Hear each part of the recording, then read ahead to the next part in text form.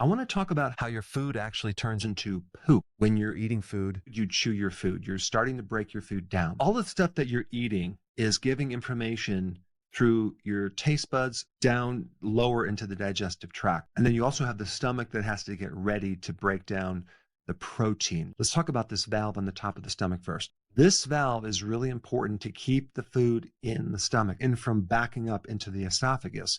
Because if that food backs up, you have something called acid reflux or heartburn. The real problem is the acid that you feel is just in the wrong location. It's in the esophagus or even a little bit higher when it should be in the stomach. The big mistake that people make is they start taking antacids, not realizing that they're going to start to neutralize acids in the stomach. And the more you dilute the stomach acids, the less that valve closes tightly. Instead, if you have any of these acid regurgitation problems, you should be taking more acid. It sounds counterintuitive, but it does work. You can do apple cider vinegar diluted because you don't want to take it straight because that's going to irritate your esophagus. But also you can take a really good remedy called betaine hydrochloride. And I have done videos on this, but you'd probably take 3 or 4 or 5 right before a meal. And you're not actually taking hydrochloric acid. You're taking something that turns into hydrochloric acid. And to really understand that a little bit deeper, the stomach acid should be between 1 and 3. That is like battery acid. That's super acidic. As we age, the acid dilutes and gets weaker. By the time you're 50, your stomach acid is 50% of what it was when you were 20. If that pH is not super acid, then we don't really absorb minerals as well as we should. In that situation, we have too much bacteria in the small intestine. 90% of all the digestion occurs in the small intestine. This is where you can also get leaky gut. And leaky gut can occur if you eat a lot of things that are damaging, especially in the areas of grains. Gluten can really create problems with that. Junk food, refined sugar, seed oils, all of these things can actually create leaky gut. And then we have enzymes within the small intestine that are helping you digest. Right at the point where the stomach releases its juices into the small intestine, pancreas also has to release something to neutralize all that stomach acid, or else it's going to burn a hole in your small intestine. How do you know that you don't have enough acid in your stomach? Indigestion. So you eat food and it's just like, wow, it's just not digesting. It's kind of sitting there, telling your pancreas to get ready, start to produce enzymes. You have to then associate that with what enzyme is going to be released, because you have enzymes for protein, carbs, fats. Information is sent down to the liver and the gallbladder to prepare to digest, because we have the bile salts that are involved with that. One tip on digestion is the worse off your digestion is, the less food you should be eating. But then we also have bile. Bile is not made by your gallbladder. The bile is made by your liver. And so the liver makes the bile. It goes down a little tube and then it goes right into the gallbladder and it just gets concentrated to help you break down fats. So here we have the fat, okay, and here we have bile. It's a detergent. So we're going to pour it into the fat, shake it around a little bit. It helps you break down fat so you can extract the fat nutrients. Bile salts also kill off pathogens, bad bacteria in the small intestine. Your microbes actually make bile salts as well. When you become deficient in bile, you start getting bloating, burping, belching. Your vision becomes a problem. And something else happens too, gallstones. If you're eating more cholesterol, bile salts will help kind of get rid of that. The specific one I would recommend is called TUDCA. It's a very specialized type of bile salt that you take on an empty stomach. What these bile supplements do is they start to unclog the dam and just allow it to drain properly. It gives you a lot of relief. Let me just move right down to the large intestine. This is where something gets digested. You have trillions and trillions of microbes in your large intestine that are helping you break down this fiber through an interesting process of fermentation. We're feeding the microbes fiber, and then that's being converted into a type of fatty acid, which then feed the colon cells. And these trillions of microbes do so many wonderful things for you. They give you 80% of your immune system. They help you make neurotransmitters like serotonin, dopamine. Whatever's going on in your microbes down here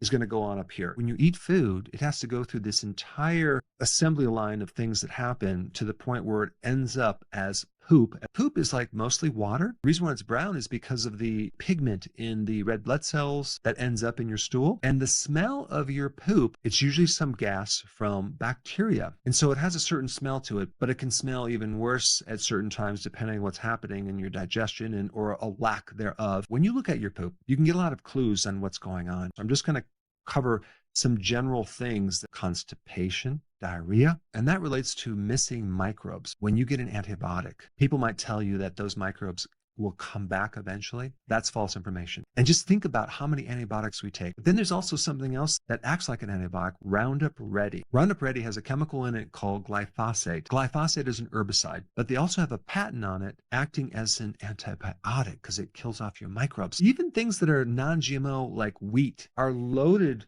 with glyphosate 3 times more than genetically modified foods like soybeans and corn, things like that. One safe way to avoid glyphosate is just to avoid anything connected with grains and start eating more organic foods because the glyphosate can really mess with your microbes. So eating fermented foods like sauerkraut, kimchi is really important, but also raw milk cheese is a really good one. I also did a video on how to make your own probiotic from a microbe called L. reuteri. It increases something called oxytocin. It makes you more social. It helps reduce stress. It helps your sleep. Another really important tip is to do intermittent fasting, because if you're eating too much and you're cramming all this food constantly, the poor digestive system never has a chance to clean out. Another thing that I think a lot of people are doing incorrectly is drinking these smoothies with kale and banana and pineapple, and you just start drinking those in the morning. Well, again, if you have leaky gut or inflammation, you're just going to create more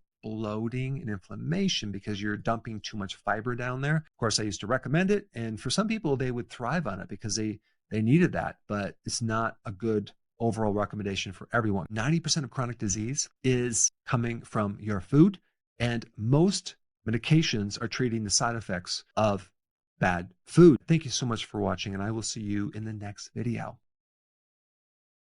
Hey, before you leave, I just wanted to give you a little quick history on some of the books that I wrote. This was one of the first books. It's called Dr. Berg Body Shapes. It was my attempt at writing about body types. What was very interesting about this book is I actually did all the images myself. Don't ask me why. They look actually not quite as professional as some of the images that I have in the new book. But anyway, this is my first attempt right here called Dr. Berg's Body Shape Diets. And then I wrote a book more extensive called The 7 Principles of Fat Burning. I don't even have a copy anymore, actually, because it's outdated. The next book, I put about 1,000 hours into this one right here called The New Body Type Guide. Major updates on the body types. I put a lot of energy into this. It has professional images, graphics, all sorts of things. Now, the problem with this book is it doesn't really describe what this is really about. Body types are only a small portion of what's in this book. And that's why I changed the name to the Healthy Keto Plan, okay? If you happen to have this book, you don't really need this book because there's only very, very minor updates. But if you don't have this, you need to get this one right here.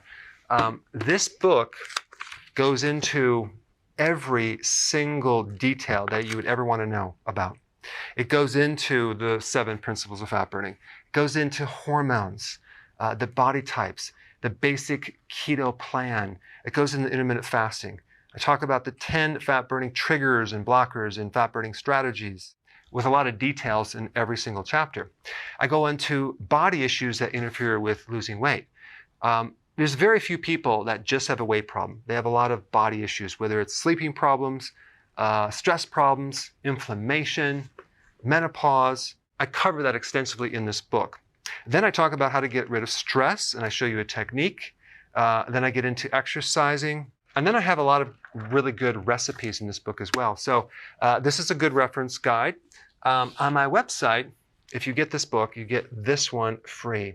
It's called Healthy Keto and Intermittent Fasting. This is the shortcut, quick guide to this book. And the reason I created this book is to have you, within 45 minutes, learn how to do keto, okay, in intermittent fasting, exactly what you need to do. Then you can fill in the blanks with this book right here. So right now I'm doing a special. If you get this book, you get this one totally free, or you can go to Amazon and get these individually. So I just want to clarify the difference between this book and this updated one right here. If you don't have this, you need to get this right here. That way you can get the exact correct information to do it healthily.